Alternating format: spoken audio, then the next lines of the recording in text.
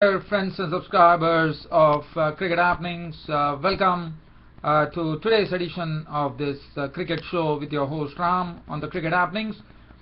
Well, as far as today is concerned, we have the match which we are all looking out for. It's the crunch match. It's right now underway at the Edgbaston in Birmingham, where England and Sri Lanka are already locking horns here. As I said, 2-2.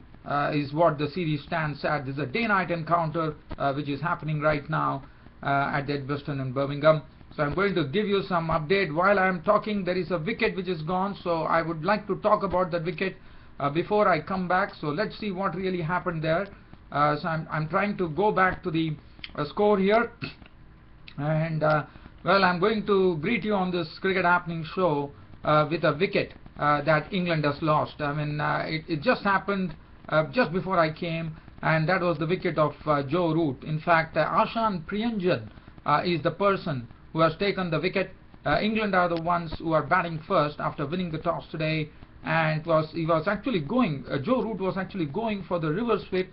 The ball popped up in the air, and there was a bit of a review which was done, and finally it's been decided that Joe Root is out. So Joe Root is gone. Caught Sangakkara, bowled Ashan Priyanjan for 10 of 11 balls with 1-4, and currently the score for England stands at 118 for 3, and we are in the 25th over. So we are at the halfway stage right now at Edgbaston in Birmingham. I thought the Sri Lankan bowlers have really bowled well.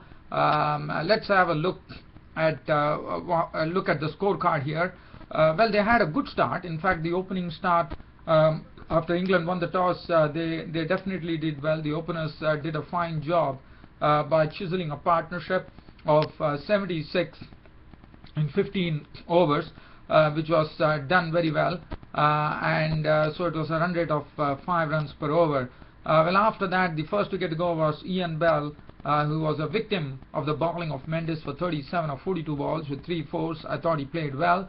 Alistair Cook continued to grind on, and he grinded, and finally he reached he's still there, not out on 54 of 74 balls with 3 fours. On Morgan has right now come to the crease, having faced 4 balls, is yet to score, and Gary Balance was a victim of the bowling of Malinga, as he was caught and bowled by Malinga for 10 of 15 balls. As Joe Root is out now, so England definitely in some real strife here at 119 for 3 at the halfway mark. Kulashekara 5 overs, none for 22. Malinga has bowled 4 overs, 1 for 23. Senanayake, as you know, yesterday there was some talk going on regarding his bowling action. Marais Erasmus felt that his bowling action was reviewed, but he's still playing, but definitely is under the microscope now. But he has bowled as usual. He bowls in a very miserly way, and that's what he precisely did. 5 overs, no maiden, none for 18 for Senanayake. Mendes bowled 4 overs, 1 for 29. Dilshan 3 overs for 13. Ashan Priyanjan has taken his first wicket, 2 overs, no maiden, 1 for 7. And Angelo Matthews is bowling the second over, 6 runs. So I'm going to keep you updated as to what is happening here at Edgbaston in Birmingham. But while I am doing that, while we see if at all anything happens in Birmingham, while I am talking, there is something happening. I think a boundary has been scored. Let's go to Edgbaston, Birmingham, and see. No, it's not. Its score has just moved by 4 runs. So 120 for 3. England in the 26th over. Priyanjan is back into the attack, bowling to Morgan. Morgan is not out 2. Cook not out 54. I'll come back to that later. As I said, if anything happens, I'll be there to cover for you, dear friends and subscribers. So from here, let's go on to some cricket news. Now, this cricket news, as I said yesterday, we were all waiting for this announcement to come, and it was not unexpected. Well, South Africa has announced their new captain for the two test series in Sri Lanka in July, and well, there are no prizes for guessing. It's Hashim Amla who will be leading South Africa for the first time, and he has been named the captain. In fact, Hashim Amla is the captain of the team in the test matches.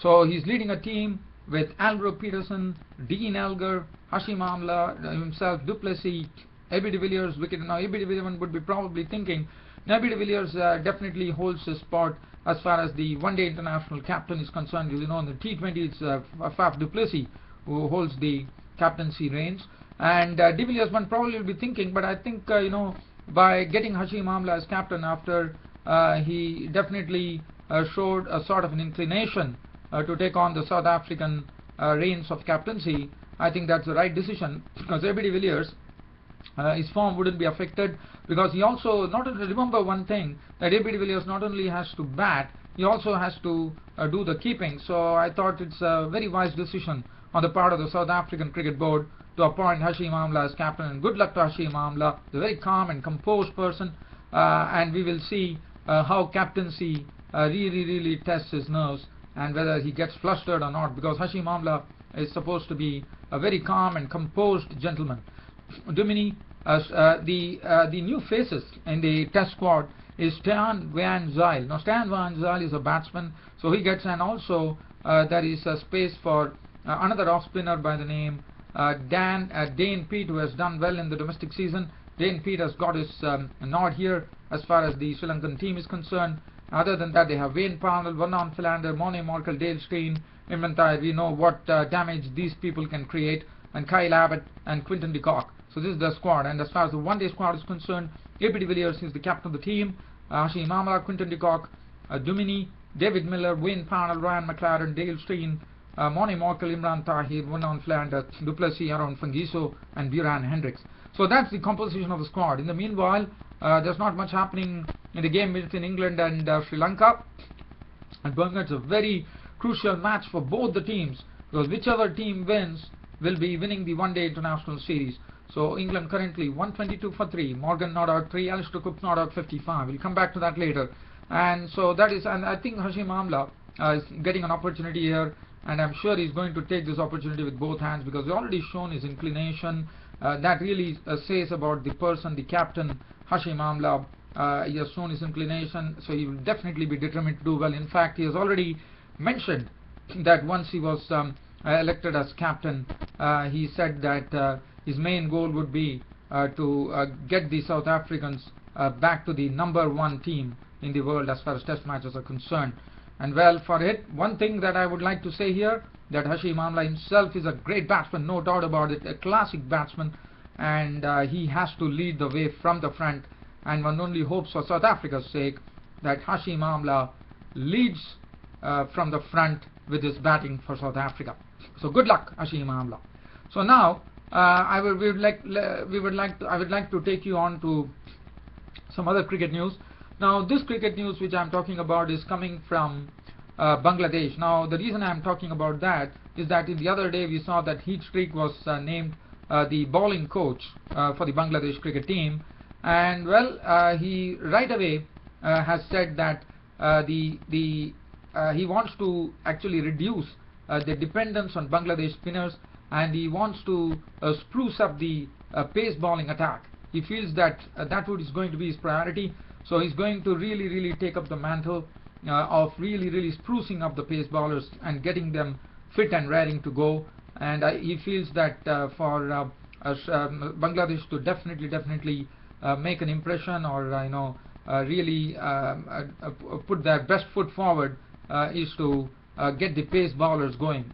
So he hasn't. So Streak has very rightly mentioned it. So that itself shows that Heat Streak will be concentrating on the Bangladeshi pace bowlers. Yes, Bangladeshi pace bowlers are definitely blessed with lots of good pace bowlers. We have seen Al Amin Hussain, Taskin Ahmed is one which comes to mind. So I'm sure they are going to. The other news that I have here is coming in from Pakistan. Now Irfan Khan, the tallest bowler in the world currently, the tallest fast bowler in the world, not even a fast bowler, tallest bowler in the world because of his height.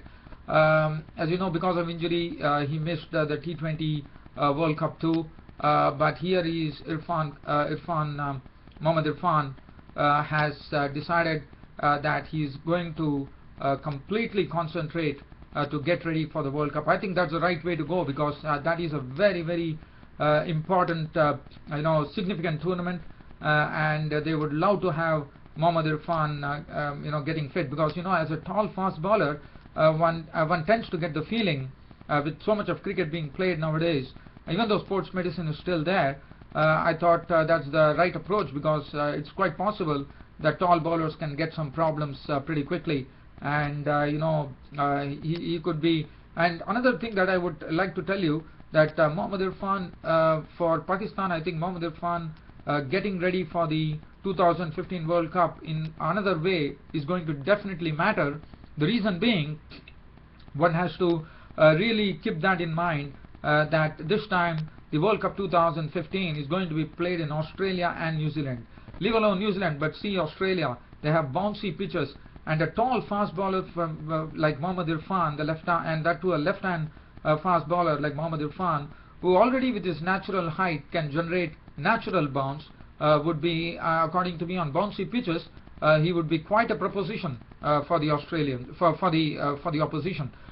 So one only hopes that Mohammad Irfan is fully fit. In the meanwhile, let me tell you that something going on in Edgbaston and Birmingham, and the reason that I'm out here to talk about it is that in this particular over, Ashan Priyanjan has been slog swept for a 6 by Owen Morgan, and that was the first scoring stroke for Morgan, in the sense the first 6 of his, and Morgan this is the first 6 hit in this particular match, and Morgan has moved on to 13 of 17 balls with 1 6, and Alistair Cook is not out on 56, and currently 28 overs have gone by, and England are 134 for 3. I'll come back to that later. Just keeping the eye on the cricket news. So that is as far as Pakistan fast bowler Mohammad Irfan is concerned. And then, as you know, the Indian Premier League recently ended, and Akshat Patel was the person who was selected. Now, Harbhajan Singh, as you would remember, was for Mumbai Indians, who did a great job, I thought, with the ball, because probably in only one match against Rajasthan Royals that he got probably some tap around 40 runs he leaked. Other than that, he has done a wonderful job. He has been a picture of economy, and he has also picked up wickets at times. So now Harbhajan himself has said that he feels absolutely grieved that he is not part of the Indian cricket team, as he thought that he had actually done. He says that he has been the best Indian spinner in the Indian Premier League, and he definitely feels grieved that he has not been selected for the tour of England. Well, one does not know what was. I definitely sympathize with Harbhajan Singh, because Harbhajan Singh is a very experienced player, but probably, in my opinion, dear Harbhajan Singh, what I would have thought is that probably with a view to the World Cup 2015 coming up in Australia and New Zealand, the Indian selectors might have probably, this is my take on the issue, probably they might have thought that that they want to groom a young team, and they want to really very quickly in whatever the matches which is being played in 2014, they want to pick up the best youngsters, and keeping that in view, that's the reason, as you know, against for the tour against tour of Bangladesh, what the Indian cricket selectors have done is they have rested all the big guys, and they are giving all the youngsters a chance. And even for England, not in a big way, but definitely they have picked up some promising youngsters. So Harbhajan Singh, very unfortunately, I do sympathize with you that Harbhajan Singh, if at all you are listening on this Cricket Happening show, if you remember me, that was, I think it was last year, when I went on my vacation, I met you at the Mumbai International Airport, where I shook hands with you. You might not know me, because there are a lot of people who might have shook hands with you, and I definitely wanted to wish you good luck, and I definitely did that. So that was a proud moment for me when I met you at the Mumbai International Airport and shook hands with you. But Harbhajan Singh, I really feel I can only sympathize with you on this matter. I think you definitely bowled excellently, I thought, in the Indian Premier League, but probably the selectors, keeping in view that the 2015 World Cup is coming up, and they also have to groom up some youngsters, that's the precise reason I thought that Harbhajan Singh has missed the bus. Well, Harbhajan Singh, keep fighting. I know you're a great fighter, and well, the only way that you could actually enter the Indian team, according to me, is start I mean, you have already talked with the ball. Also start talking with the bat, because India is in definitely in need of a genuine all-rounder. If Harbhajan Singh you can do that, probably bat and bowl as excellently, then probably that would be your best bet to book your ticket to the World Cup 2015, if at all. Well, Harbhajan Singh, good luck. I always know you are a great fighter. I always love the cricket spirit in you, and I only hope that Harbhajan Singh, you definitely make the Indian squad for at least the World Cup 2015 in Australia and New Zealand. Well, Harbhajan Singh, now I'm going to get on from this topic, and just wanting to probably I'm coming to an end of my Cricket Happenings show, so I just would like to tell you, dear fans and subscribers, before I leave, I will also give you the cricket. And while I'm going to leave this Cricket Happenings show, very unfortunately, Alistair Cook, who was looking at the English captain, the England player, the opening batsman Alistair Cook, was looking good, and he was really trying to consolidate here. And England, I thought, are in some great trouble here, because Sachitra Senanayake has sent Alistair Cook packing to the pavilion. In fact, Alistair Cook was trying to paddle sweep a delivery, and what has happened is that in the process the ball has ballooned. Sangakkara has taken an easy catch, and Alistair Cook disconsolately walking back to the pavilion caught Sangakkara, bowled Senanayake for 56 of 85 balls with 3 fours, and well, I think England are definitely struggling here. We are the 30th over. They have just lost the wicket of Alistair Cook, which is not good news for England, and Sri Lanka are doing very well here in the 5th One-Day International at Edgbaston in Birmingham. And Morgan is not out on 15 of 23 balls with 1/6, and one has to really wait and see who is the next one. Probably Ravi Bopara is the one who is slotted in, so Ravi Bopara will be probably walking into bat. Well, I'll come back to that later. So as I said, one last cricket news before I leave the Cricket Happenings show here is that I would like to say that like Christchurch, for some time there were no test matches played there. So finally Christchurch is about to hold a test match, and that is going to be happening on a Boxing Day, and that is, as you know, Christchurch has been such a wonderful ground, and for a gap of probably a long time Christchurch has not hosted a test, and finally test cricket would be back in Christchurch, which is pretty good news. In the meanwhile, let's see who has come. Yes, as I said, let's see, short leg is in, played forward just a bit. I'm just trying to see what exactly is happening. I have a feeling Ravi Bopara should be the one who is coming in. Let's have a look at what's happening. And that ball turned from Senanayake. That ball really turned from Senanayake when Alistair Cook went for the paddle sweep shot, which brought about his demise. So England 136 for 4. We are in the 30th over, and I'm still waiting to see who is the next batsman who is walking in. Well, dear fans and subscribers, not at Bopara. Well, there is an. In fact, this is very interesting. Now, this is absolutely interesting. Ravi Bopara has just come in, and the first delivery that Ravi Bopara plays is actually gone past the outside edge. Sangakkara has taken off the bails. There is a loud appeal. There is the umpires. They have gone upstairs and they are looking whether Bopara actually had his foot in the crease. And finally, yes, what a relief for England here. If they had lost Bopara's wicket, that would have been something that they would have that England would have never been able to recover. But here, I would say Bopara has survived, and Bopara will stay, and in fact he has taken a single.